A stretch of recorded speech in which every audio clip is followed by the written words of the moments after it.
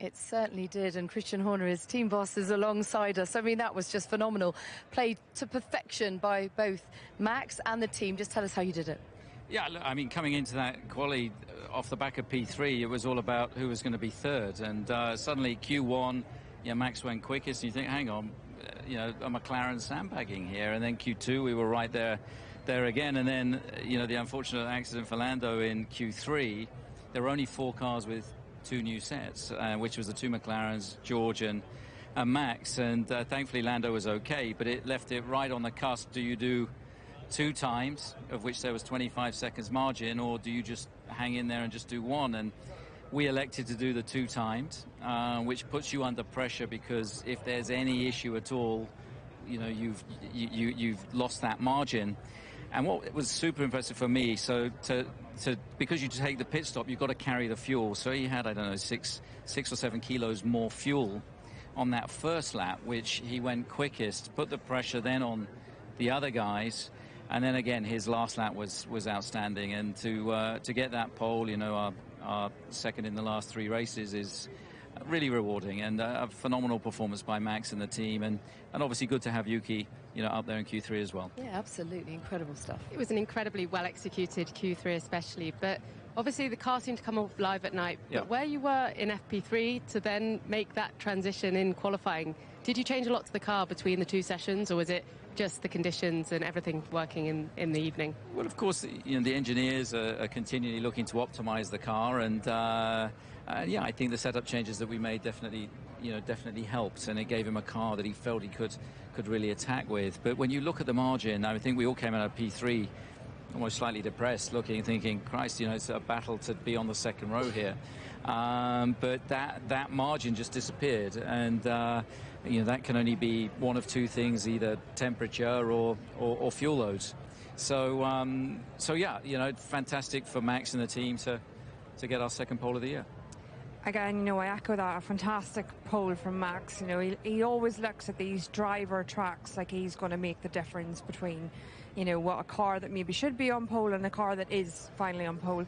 And just talk us through the process in the garage, because when you work out that you can do 2 runs, it's not always an easy decision that you can. And like we sort of discussed, you always leave that to the driver. So was Max a clear, I want 2 goes at it, even though it's difficult, or how did that pan out? I think it ends up with it being a consultation. So the strategist gives you the options to say, look, you've got 25 seconds if you do a pit stop. So already okay, if there's a car in the pit lane or something, there's pressure, then, as a team, you've got to make a decision. And obviously the driver has to buy into that, because it's quite rushed.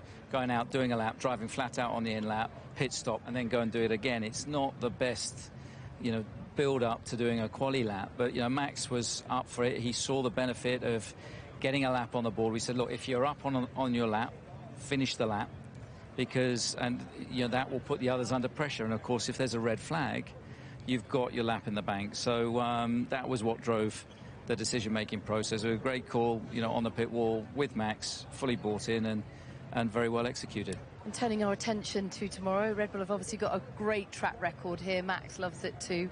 How much pressure is he going to come under from behind? We do know that this is a track that does reward pole position.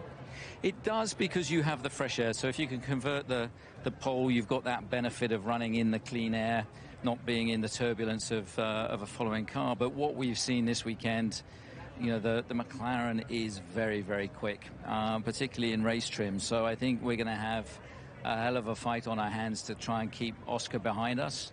But we're starting in the best possible position. So great to be going into that race on pole position tomorrow. It really does set it up for an exciting race, doesn't it? Yeah, it's fantastic. I mean, honestly, I did not believe that was possible going into that session, but it just shows you never give up. We've got a great team, and you keep fighting. You keep chasing the performance, and in Max, he'll go and deliver you that last ounce of performance. So really, really deserving pole fame today. Well done. Thank you for your time. Thank you very much. Okay, let's hear from Zach Brown, who's with Karun now. Zach, just 100 between them at the end. You got to take your hat off to all of those drivers. It looked like amazing driving out there from the top 3, really. Yeah, it was amazing. I mean, this track favors the brave, and all those guys out there at the end were giving it all they've got. So excited for the race tomorrow. First of all, can I ask you about Lando? Is he okay? We heard him on the radio confirming that, so no concerns for him from a health perspective? No, he said he was fine on the radio. So car's a little bruised. We'll get that fixed, and we'll go again tomorrow. How do you pick him up from this? Because this is another weekend where the qualifying's gone away from him, an error, the driver error it seems. So, you know, in Bahrain, that compromised him. He looked a bit downbeat. What are you going to do with him tonight to just pick him back up? Yeah, just focus on the race tomorrow. You know, probably a one-stop race, but high likelihood of safety cars around here. So just focus on the race tomorrow and do the best we can and see if we can get him further up the grid. He'll certainly be faster than he qualified. You guys look very quick in the final free practice session when the temperature was hot. What do you think the race is going to be like tomorrow? Because Oscar versus Max on the front row, that's going to be exciting, isn't it? I'm looking forward to that. No, I think race pace is good, but track position will be key. Front row, it's got a good chance, so I'm looking forward to a big duel tomorrow. Thank you for your time. Cheers. Thanks. Well, there's no doubt that McLaren went into today as favourites. I'm sure that Zach will be disappointed they didn't lock out the front row, but I suppose he can take confidence and heart from the fact they do have a very strong race car. They do have a very strong race car, but a bit like Japan not that long ago, this weekend was largely about putting it on the front row today. Now, Oscar Piastri has achieved that, but he will feel a little bit downbeat that it's not P1. And there's questions to be asked there about getting everything out of the car today. You know, when you have the fastest car, and we believe that they do, it is about converting everything when the chance. And, you know, we even spoke to James Vowles earlier in the weekend, upset that Williams haven't converted all the points. So McLaren have definitely got to feel like that at this stage. Here, anything can happen in the race. So you've got to be ready to take the opportunities, of course. But I think, you know, as Zach's selling it well there, but I think they'll be a little bit disappointed. He's got unlucky to get away so badly with it in that sense, and that is going to really hurt him. We've already talked about his confidence. Obviously, he's come at this weekend looking very fast in practice, but in qualifying, you just don't want to make those mistakes. And especially on run one in Q3, that's when he needed to put a good banker in there. Yeah, it's his worst qualifying since Baku last year. And, you know, we heard from Zach there that the car's bruised, but certainly his confidence will be as well. So what can he do overnight to sort of get himself in the right frame of mind? I think his confidence will be bruised, but I suspect not as bad, although it seems odd to say, as Bahrain. He knows this car. He knows he can get a quick lap out of it. He knows he can be quick in the race. So I don't think we should see, you know, we've not heard from him yet, but I don't think we should see him as frustrated in Bahrain, where he seemed confused by the performance of the car. Here he knows he can drive the car quickly. Yes, he made one mistake in qualifying, but that is not going to set his race. He needs to be turn it around quite quickly tonight, get into the, you know, I used to love it when drivers come into the strategy meeting, they go, okay, how are we going to win the race, you know, like, so that's his attitude. His attitude needs to be, what is the plan, how are we getting out of this, full focus on tomorrow. I mean, it's a difficult track to overtake on, but he can certainly take heart from Max Verstappen going from P15 up to P2, so it can be done. Pretty happy with that, aren't you? Yeah, very happy. Second weekend in a row in Q3, and yeah, second weekend in a row that I think I'm close to extracting the maximum out of this car. So yeah, the progress we're doing with my engineers, you know, myself with my driving setup and tools of the car in trying to discover the things that work and don't work on the Williams are definitely trending in the right direction. And yeah, enjoying that process, because it's not an easy one, but giving myself the right amount of time and knowledge, you know, to go step by step, and definitely seems like it's working now. And how small is that window to extract the maximum out of it? Obviously, it's a different car, everything is new. You've come into it with only a few races now and you're already in Q3, especially at a track like this. Is it difficult to get that maximum out of it?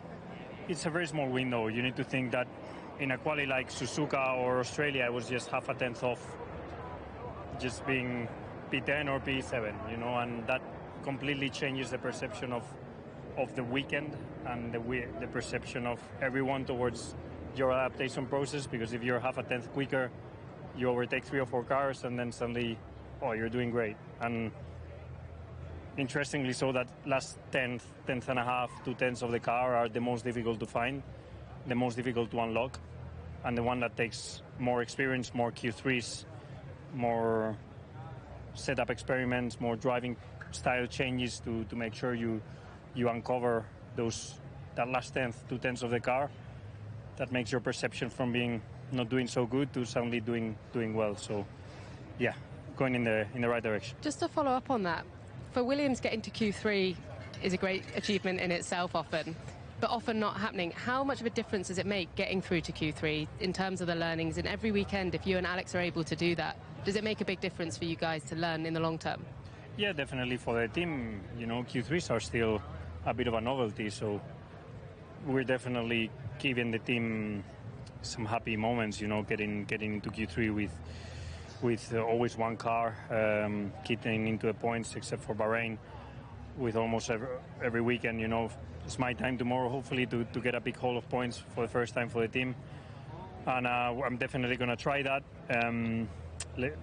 To be honest, in Bahrain, I qualified also ahead of Yuki and Luis, like I did today, and I decided to fight them in the race, and probably it cost me a bit that possibility of fighting for just P9, which I think is our maximum result when the top 8 cars do what they need to do. They cover the top 8 positions, and realistically you're fighting for P9. So let's see tomorrow how I wake up, whether I decide to fight them again or not. But yeah, let's see. I need to think about it.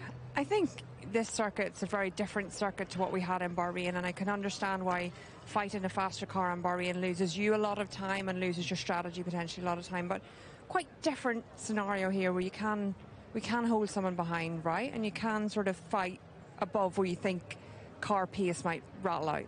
That's also what I thought, but after the long runs yesterday, the midfield cars, we suffered crazy degradation, and the top cars, for some reason, they don't degrade the rear tires. So if we see this delta tomorrow, there's no chance that I will keep them behind.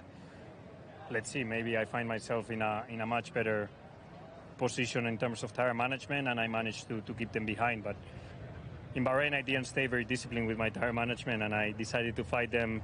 I was slipping the rears on exit to try and keep them behind, and probably cost me, as I said. Tomorrow I'll try and be disciplined with my tire management, and if I have to defend, I'll defend, but I need to make sure I pick my battles correctly, let's say. Too much fighting spirit. Yeah. Well, talking of that fighting spirit, you're in a much better place than you were this time last year. At least you're here in the picture of health. Yeah, at least I'm here. Yeah. I would have paid money for last year to be P6 in Jeddah, and look, a year later I've done one of my best qualies. So, yeah, maybe karma always pays back. Fantastic, well done, and Thank all you. the very best for tomorrow. What's in there, by the way? Just water with ice. Oh. Yeah. We are in Saudi after all. Okay, let's hear from Toto Wolff. He's with Kareem. Toto, I have to say, as a fan watching, that was pretty exhilarating. The top 3, it just looked amazing at the end. You've got to appreciate that, haven't you? Yeah, absolutely. I mean, we are on the wrong end of the top 3. There's just nothing in it. Yeah, it's rather have P1 and then have a good starting position for the race, but he's done a brilliant job. But you have to say, on a pretty good range of circuits now, George has managed to qualify right up there, obviously podium last time. Are you encouraged by the progress from last year? Yeah, I think the car seems to be, stable now. It's a good platform to work with. Also, Kimi P5, he had a massive mistake in first sector. Would have been 2 tenths quicker if that wouldn't have happened. So it's P4, P5 for a rookie. Really decent result with P3 and P5. And let's just quickly talk about tomorrow. Is George in the fight for the win? I think realistically the McLarens were so in a different league on the long runs. But also in Bahrain they were, and they weren't so, we were much closer. So let's see what happens tomorrow. Thank you very much. Cheers. So just a tenth separating the top 3, and actually George's start tomorrow will match his highest start here in Jeddah. But it says something about his season when he's disappointed with P3, doesn't it? I think he was disappointed because he saw Max manage to jump him and get pole in the end and then get it to the McLarens. I think we all thought McLaren were going to be on pole today. So when another team finds a way to beat them, and whether it's with strategy or however they do it, you're always going to feel like maybe you missed an opportunity. That said, it's so close. I'm not surprised he's disappointed. You can find a 10th potentially, especially at this track. So it's great that he's disappointed, and I think he's got a great chance tomorrow to fight. Hi, Kimmy, how are you? Hello, hello. Hello. Big smiles, P5. Are you pleased with that? A bit disappointed, to be honest. Are you? Yeah, because last lap I did a big mistake in 1 and lost about 3.5 tenths. So was not ideal, but overall still decent performance, P5. So looking forward to tomorrow. It's a really decent performance. And when we were chatting about the rookies earlier, I mean, you've got solid 30 points already. It's astonishing, really. Yeah, I mean, we had a good start of the season. Last weekend was a bit disappointing, but you know, it's so far it's been good, being able to progress weekend by weekend. So yeah, now looking forward to see what we can do tomorrow. I want to know, you've driven here in F2, which already looks fast, and then you sit in an F1 car.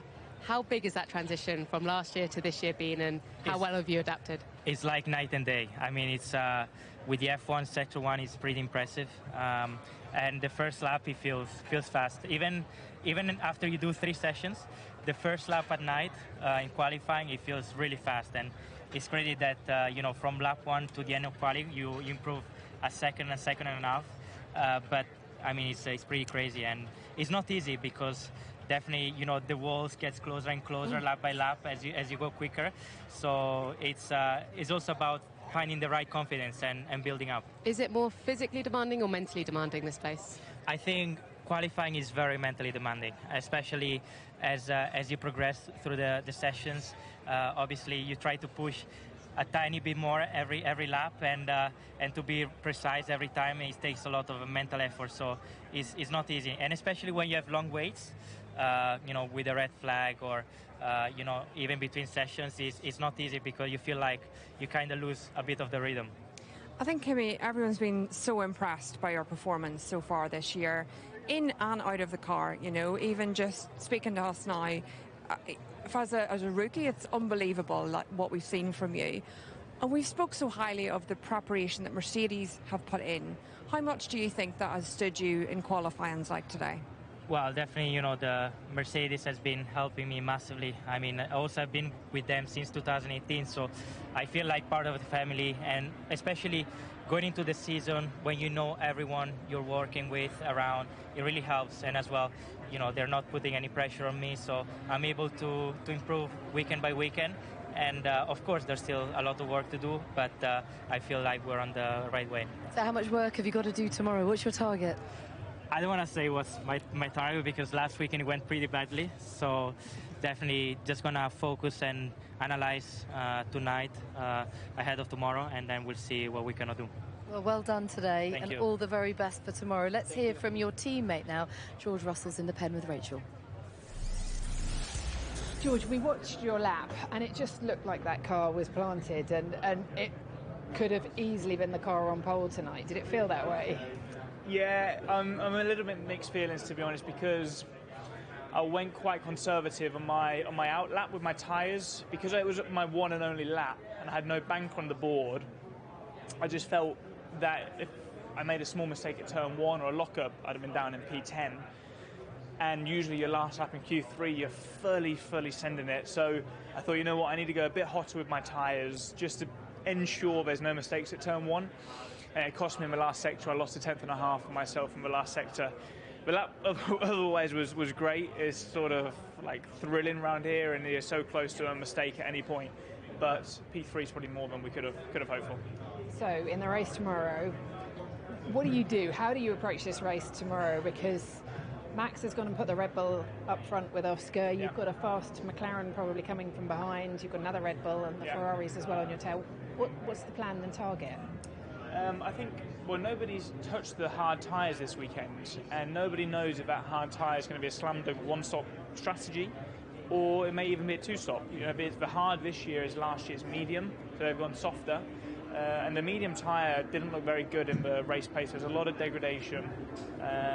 You know, if Oscar gets into the lead, I think he'll clear off. If Max stays in the lead, you know, I think it'll be an interesting one, and you could be quite confident Lando will start on the hard tyres, so he's going to go long. A timely safety car can play into his hands. So the truth is, I don't know. I just want to keep on being consistent, keep getting the points, keep getting on the podium. That's the aim. But if there's a chance to do a bold undercut or go long, we'll try and take it. There's been a bit of a trend with your car that the harder tyre, or the hardest tyre, has been better and quicker for you than the medium, hasn't it? Is that possible here then, do you think? Yeah, I think so. I mean, the fact is, everybody except McLaren struggles with their tyres and overheating. And the harder your tyres, the less they overheat. So effectively, the softer your tyres and the more overheating you have, that's when you see the biggest discrepancy with McLaren. But then as you go through qualifying, the temps cool down, everybody closes up, but then you get to the race and your tyres start overheating again. That's where McLaren take their steps. So you'd like to think when you put the hard on, sorry, you're smiling there. When you put the hard tyre on, it all becomes much easier and less overheating. Thanks, George. Thank you. George. Goodness He was me. doing so well before Have some that. decorum, for goodness sake. 4 different constructors in the top 4. This is so very tight. Is it all going to come down to a safety car tomorrow? Yeah, I think it largely will, and I think George has really picked up on a point there. Whoever is first out of turn 1, be that McLaren or be that Red Bull, has a chance to control the pace, and we think Red Bull will maybe control it a bit slower than McLaren will. McLaren might drive off a little bit more, so that will dictate the tyre management in that first. It'll dictate how tight the pack are, where the pit windows are, and that will dictate the risk of safety car later on in the race. So it will come down to a very difficult play of what happens. And last year, you know, from Mercedes' side, last year in the race when the safety car came out, there was a number of teams with cars too close together to stack. Mercedes was one of those. McLaren was the other. McLaren's cars are quite far apart this year, so there's lots and lots that plays into who comes out on top there. So it's going to be a very interesting race tomorrow, I think. It really will. I mean, it keeps all the drivers and the pit walls on their toes. This is actually when Bernie gets really excited. This is like the ultimate for you, is it? It's you perfect, though. I love it, you know, and it's interesting to see how different people make different decisions and where they get to with it. And some, you know, George was a victim today of the shunt. You know, he was a victim of the accident, so yeah. Yeah, and actually, interestingly, how will Zach approach Lando now? Because I feel that Lando responds differently in these circumstances to say, Oscar. We've been talking actually all weekend about the management style that's going to be required of Zach going forward. Here and now is very crucial in the whole scheme of things, isn't it? It is. I think Lando tomorrow needs to bounce back and have a good race. So whatever they do strategy-wise, they need to be on the good side of the coin, and he needs to have a good race, no mistakes, make his way through the field. I think a podium could be possible if they have a good strategy. He does need to be bounced back for confidence. I think the problem with Lando is we've kind of grown to sort of feel a little bit like he potentially is vulnerable in these situations that are very high pressure. If that was another driver, I don't know if we would react necessarily that much to him, or him crashing. So for me, I feel a bit bad because actually he crashed, is qualifying, everyone's pushing. Shall we just move on and just go to tomorrow and not think too much of it? But we don't, because I think with Lando we want to see more from him, and obviously we want to see him qualifying up at the front and taking the World Championship fight. Well, tomorrow is another day, and that is when the points are handed out. But it was Max Verstappen. Welcome back to Jeddah, where Charles Leclerc has qualified 4th for the Grand Prix tomorrow, and his teammate half a second behind in 7th. Let's hear from Lewis Hamilton now. Hi, Lewis. What were you dealing with out there today? How was that quali and how was the car? It was challenging as always, qualifying for me. I'd been nowhere all weekend. It's 13th, I think, in almost every session. So honestly, I feel grateful to have got to Q3 and P7. Not spectacular last lap, but improvements. Been making improvements all weekend. Yeah, needed a better lap at the end. But as I said, I'm grateful to just be there. There still plenty of time to come. I was going to say, I mean, in the race, it seems to be better for you, the car. Are you hopeful that that's going to be the case again tomorrow and you can move forward, or? Praying, more like. It's been trying to find the time and trying to bond with this car on a single lap is something that I'm finding very difficult at the moment. But we don't give up. When there's a will, there's a way. We keep pushing, keep trying. Got some amazing support, so just keep working hard.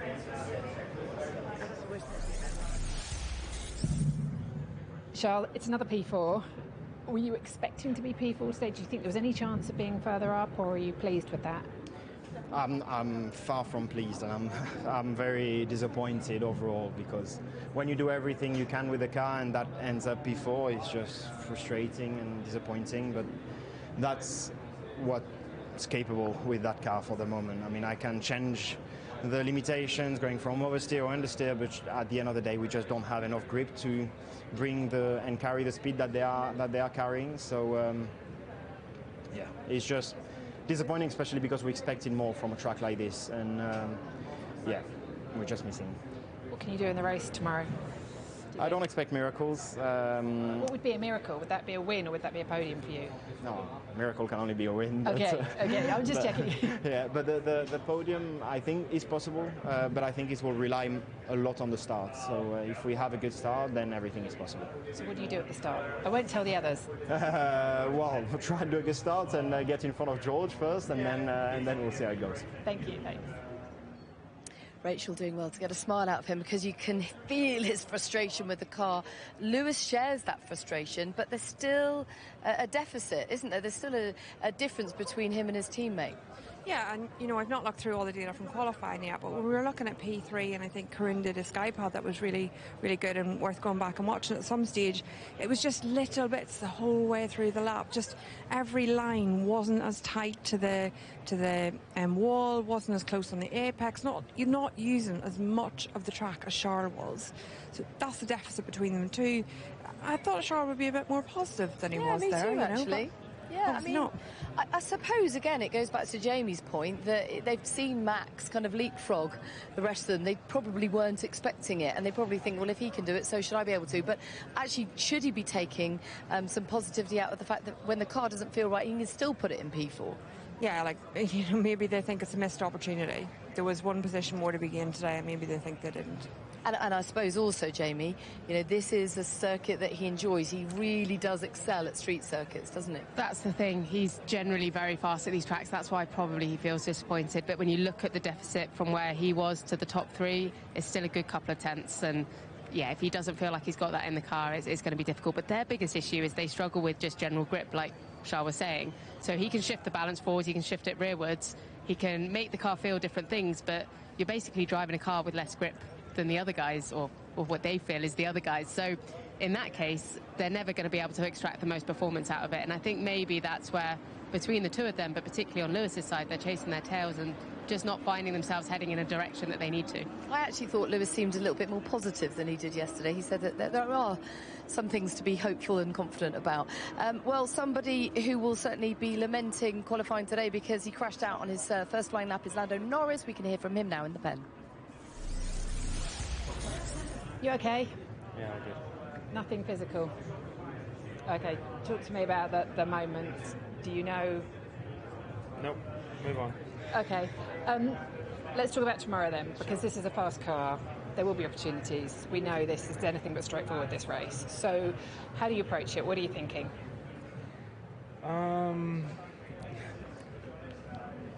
What am I thinking? About tomorrow? Yeah, I've not put my mind to tomorrow yet. Just disappointed with, I guess, with today. I mean, I know I have to look forward to tomorrow, and I'll go now and see my engineers, and we'll look ahead to what we can do tomorrow. But yeah, we know the car is good. We know the car is quick. Is there a chance you need a new gearbox? I have no idea.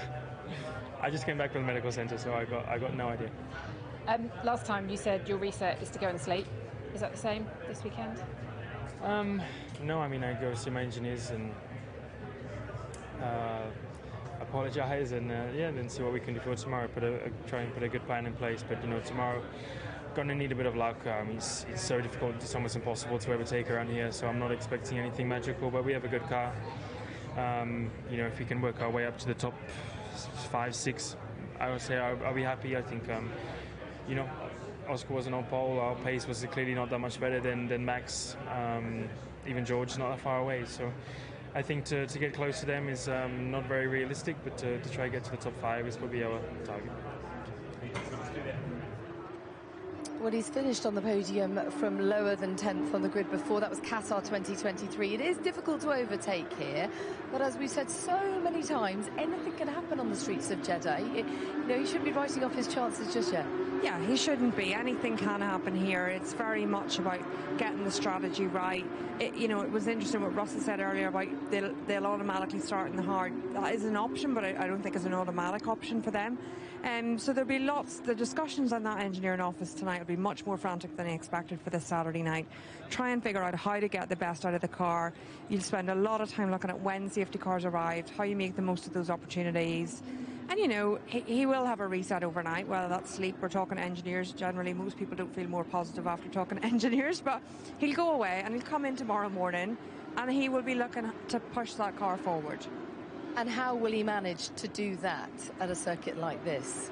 I think just reset and go tomorrow. I honestly think anything can happen. I think we've seen Max in these positions before, and I don't like comparing Lando to Max too much because they're obviously very different characters.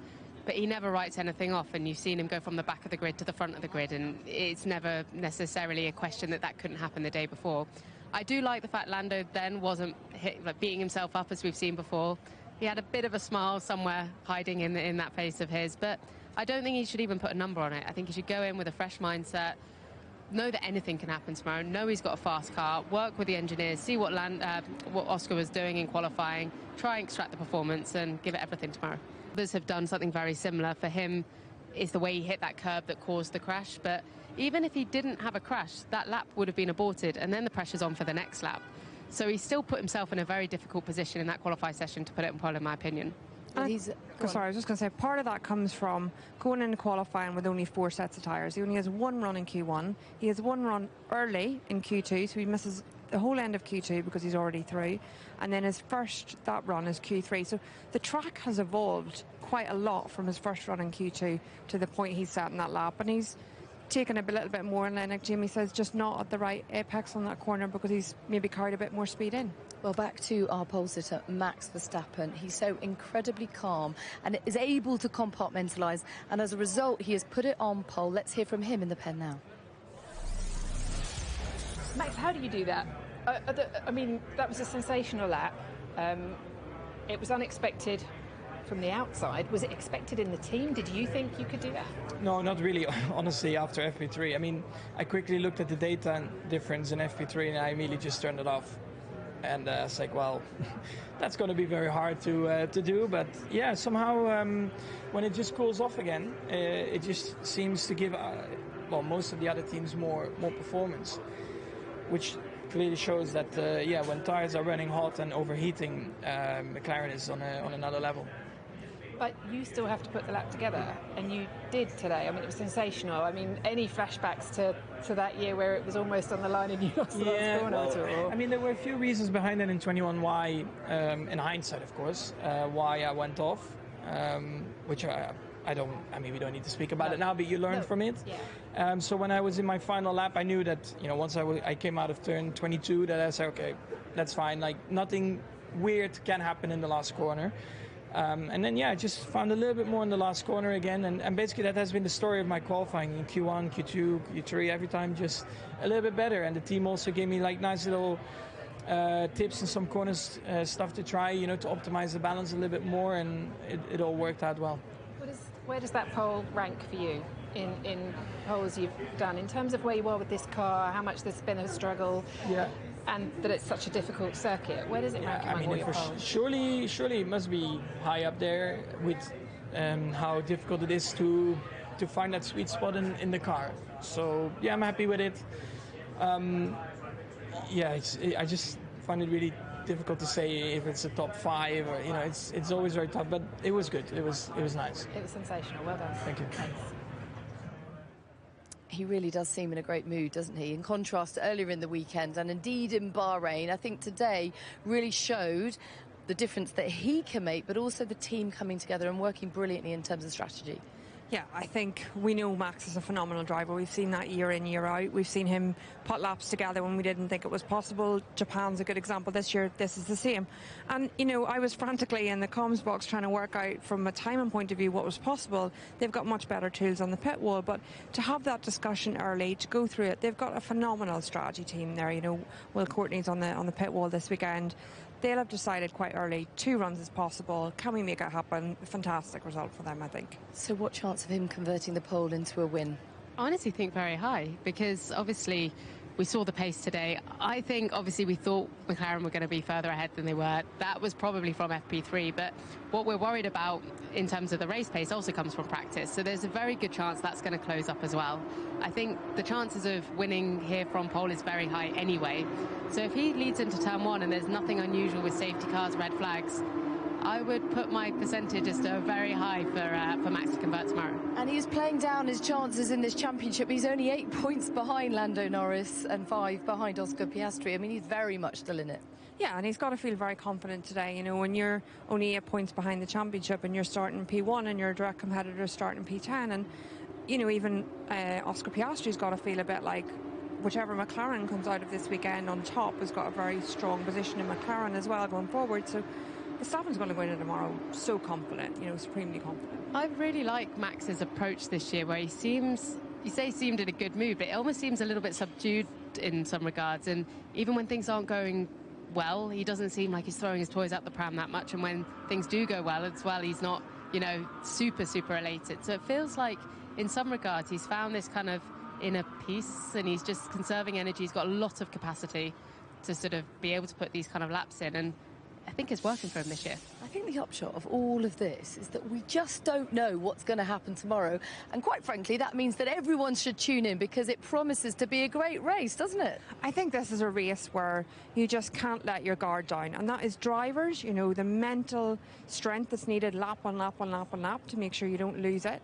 And the pit walls, you know, there is not a second where you can relax. Every lap it's, what if there's a safety car now? What if there's a red flag now?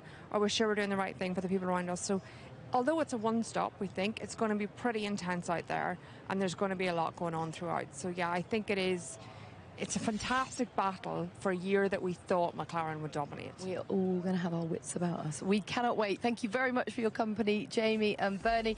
It is Max Verstappen.